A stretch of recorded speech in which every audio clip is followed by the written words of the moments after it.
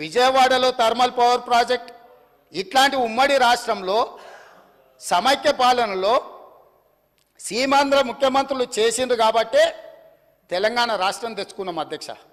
ఆనాడు రాజశేఖర రెడ్డి గారు చంద్రబాబు నాయుడు గారు ఇట్లాంటి నిర్ణయాలు చేసిండ్రు కాబట్టి తెలంగాణ వచ్చింది. ఆనాడు ఆ చంద్రబాబు నాయుడు గారితో మంత్రిగా అంటగాగి 610 జీవోనే వద్దు, అసలు మేధా సంపత్తి ఎక్కడున్నా వాడుకోవాలి అని చెప్పి మాట్లాడింది వాళ్ళ నాయకుడు కాదా? చంద్రబాబు నాయుడు పక్కలే చేరి చంద్రబాబు నాయుడుతో ఇవన్నీ చేయించింది వాళ్ళు కాదా? రాజశేఖర రెడ్డి గారి ప్రభుత్వంలో ఇప్పుడు లేచి ఎగురుతున్న ఆయన వార్డు మెంబర్ కాకపోయినా ఆ రాజశేఖర రెడ్డి గారే కదా మంత్రి చేసింది నిన్ను. పోతిరెడ్డిపాడు పొక్క పెద్దగా చేసినప్పుడు కడప జిల్లా ఇన్ఛార్జ్ మంత్రి ఎవరు అధ్యక్ష? కీర్తిశేషులు నాయన నరసింహారెడ్డి టీఆర్ఎస్ మంత్రి కాదా? రాజశేఖర రెడ్డి గారి పంచన చేరింది మీరు, చంద్రబాబు నాయుడు గారి పంచన చేరింది మీరు. ఈ తప్పిదాలకు మమ్మల్ని కాదు మీరు బాధ్యులు. మేము ఆ ప్రభుత్వంలో ఉన్న మా నాయకులు కాంగ్రెస్ యూపీఏ కేంద్రంలో అధికారంలో ఉన్న రాష్ట్రంలో అధికారంలో ఉన్న శాసనసభను పార్లమెంటును స్తంభింపజేసి తెలంగాణ రాష్ట్రాన్ని సాధించిన పార్లమెంట్ సభ్యులు ఇక్కడ ఉన్నారు. ఇది మా నిబద్ధత.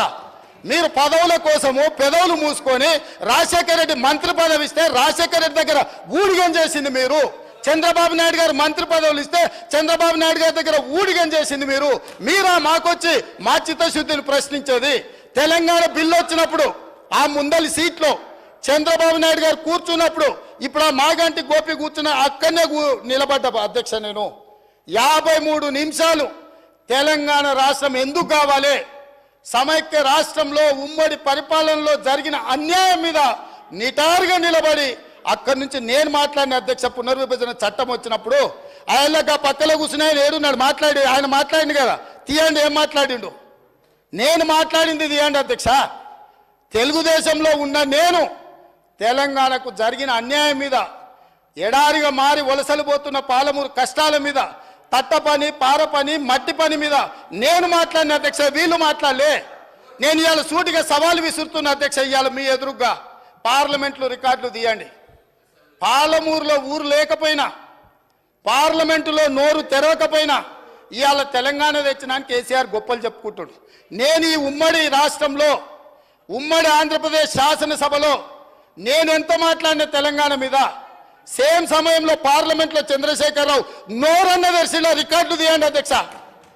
ఎవరో చేస్తే, ఎవరో త్యాగం చేస్తే ఆ త్యాగాల పునాదుల మీద, ఆత్మ బలిదానాలు చేసుకున్న శవాల మీద అధికారంలోకి వచ్చిన వీళ్ళు ఈరోజు మమ్మల్ని అధ్యక్ష తప్పులు పట్టేది. చివరిగా ఇంకొక మాట అధ్యక్ష, ఒక జర్నలిస్టు గురించి మాట్లాడాడు. జర్నలిస్టు ఏదో పెడితే కేసు పెట్టిరని. పాపం ఆయనకు తెలియదు, తెలుసుకోవాలి.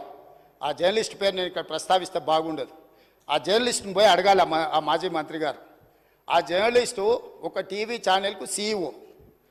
రాసియమంటే రాసియకపోతే ఎస్సీ ఎస్టీ కేసు పెట్టి అరెస్టు చేసి జైలు వేసి ఆ ఛానల్ గుంజుకున్నది వాళ్ళు అధ్యక్ష.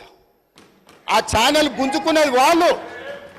ఏ జర్నలిస్టును ఈరోజు కేసు పెట్టిరని చెప్తుండ్రో ఆ జర్నలిస్టు ఒక ఛానల్ సీఈఓ ఉంటే ఆ ఛానల్ వాళ్ళకు వ్యతిరేకంగా ఉందని ఆ జర్నలిస్టు మీద SC ST case Banjara Hills police స్టేషన్లో పెట్టి జైలుకు పంపించి నెల రోజులు జైల్లో పెడితే నా అడ్వకేట్ను పెట్టి నేను బెయిల్ ఇప్పించిన అధ్యక్ష.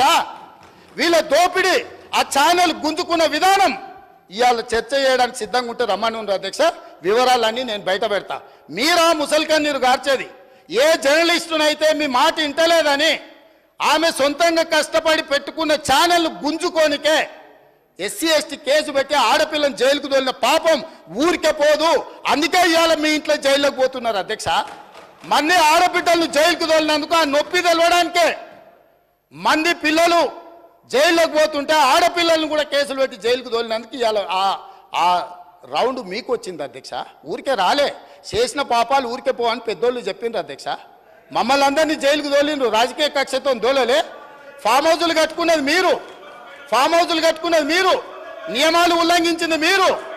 వాటిని బయట పెట్టినందుకు జైల్లో పెట్టి డిటెన్షన్ సెల్లో పెట్టిన అధ్యక్ష. నన్ను 16 రోజులు ఒక్క మనిషి లేకుండా ఐఎస్ఐ తీవ్రవాదులను ఎక్కడ పెడతారో అట్లాంటి డిటెన్షన్ సెల్లో నన్ను 16 రోజులు పెట్టిండ్రు అధ్యక్ష చెర్లపల్లిలా.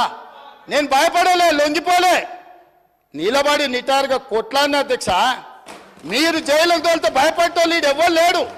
అబద్ధాలు చెప్పి ప్రజల్ని మభ్యపెడితే ప్రజలేమో అమాయకులు కాదు.